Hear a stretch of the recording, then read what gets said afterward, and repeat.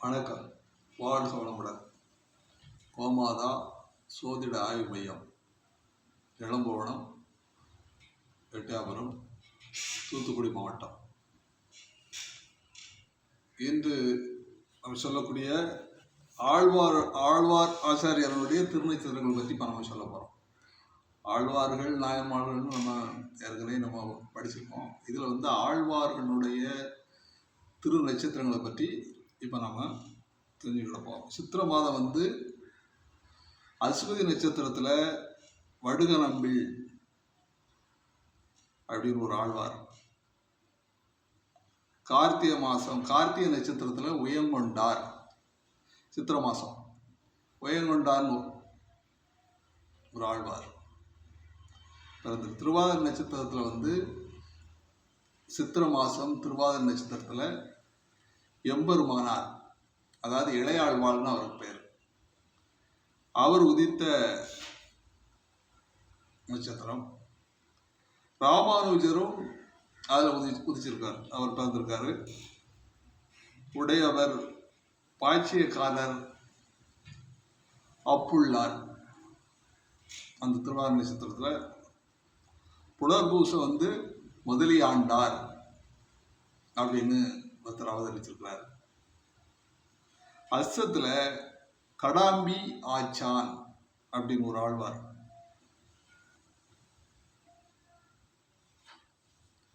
ஆச்சாரியார் ஒருத்தர் அவதரிச்சிருக்கிறார். தேவப்பெருமாள் ஒரு ஆச்சாரியரை வச்சிருக்கிறார். சித்திரை நட்சத்திரத்தில் மதுரை கவி ஆழ்வார் அப்படின்னு ஒரு ஆழ்வார் அவதரிச்சிருக்கிறார். நடத்தூர் அம்பாள் அப்படின்னு ஒரு ஆச்சாரியர்கள்.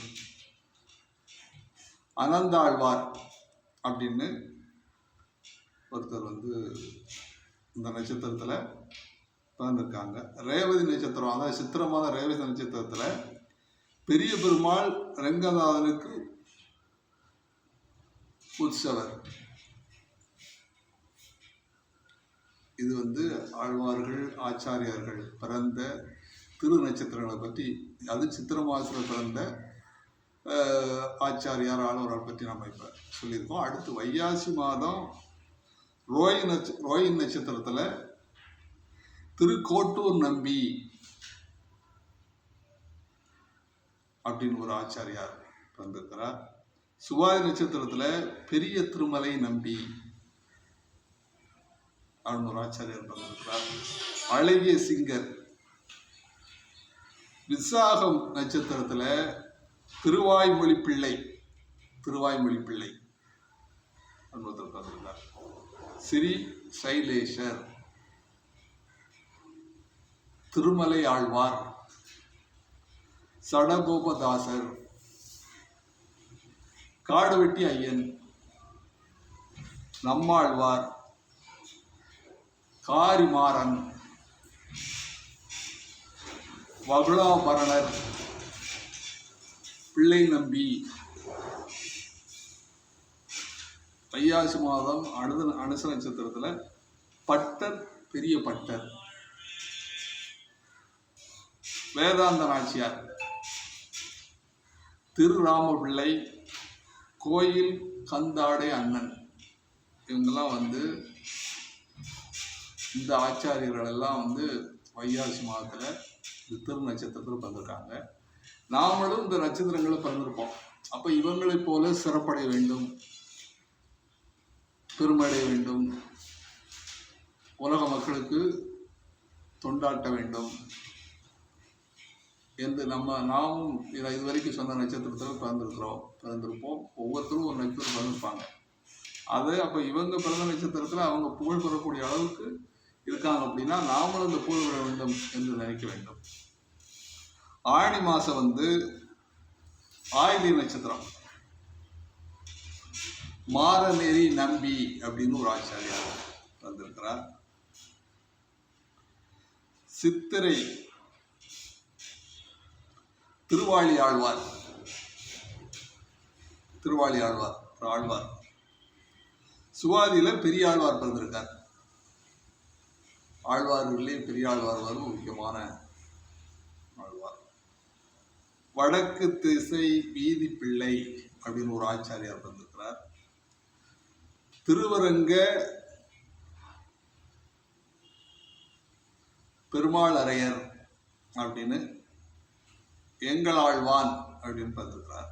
அனுசத்துல திருமநாதமுனிகள், மூலத்துல திருப்புலி ஆழ்வார், மூல நட்சத்திரத்துல திருப்புலி ஆழ்வார் வந்திருக்கிறார்.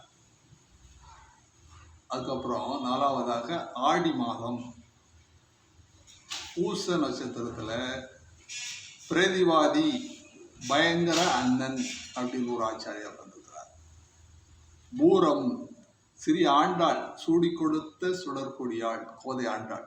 பூர நட்சத்திரத்துல நம்ம சிறுகுருத்தில் இருக்கக்கூடிய ஆண்டாள், சூடி கொடுத்த சுடற்கொடி.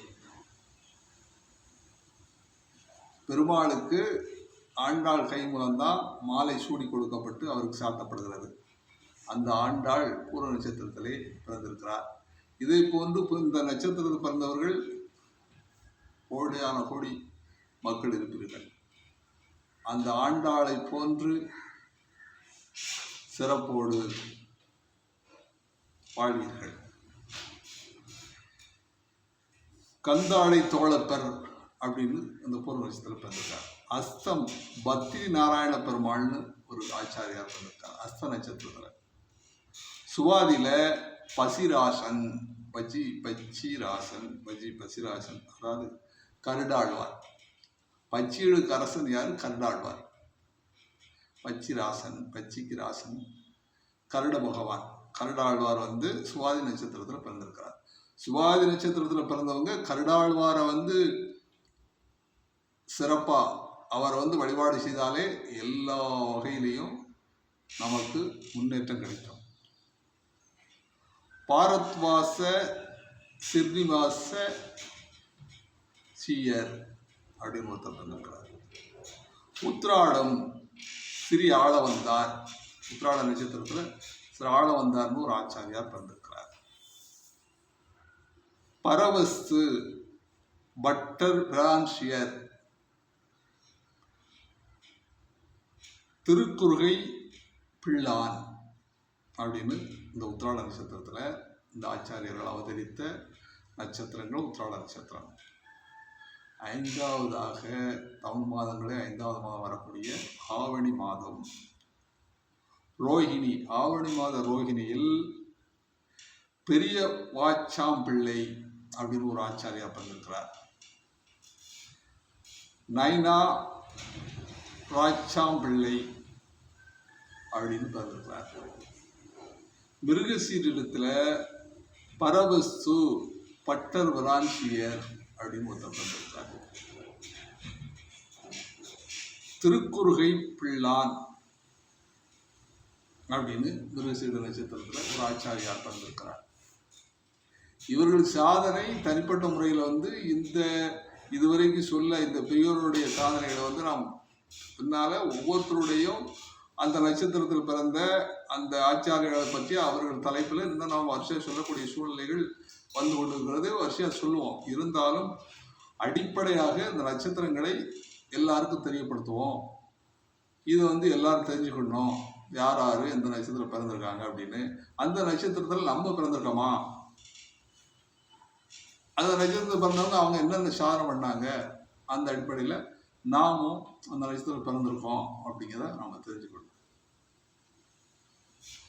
அடுத்தபடியாக புரட்டாதி மாதம். புரட்டாசி மாதத்தில் புனர்பூசம் 1வது வானமாமலை சுவாமி அவர்கள் பிறந்திருக்கிறார்கள்.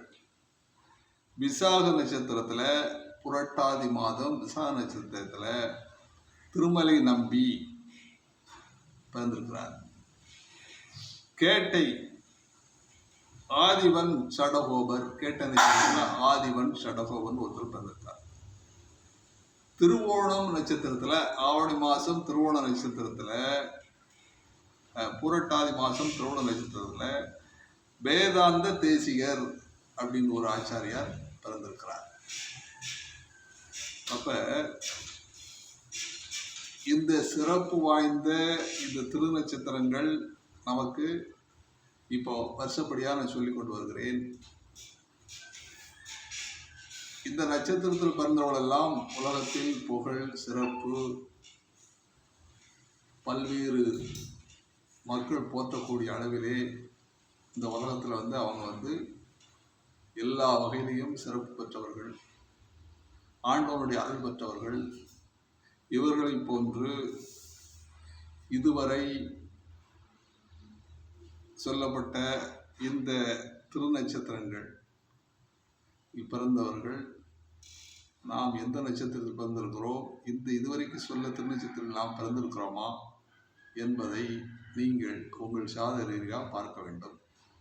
பார்த்து அந்த நட்சத்திரத்தினுடைய தன்மையை தெரிந்து இந்த நட்சத்திர பெரியவர்கள் என்ன செய்தார்கள் என்பதை நாம் அடுத்து தொடர்ந்து போடக்கூடிய வாய்ப்புகள் வருகிறதுல தொடர்ந்து போடுவோம்.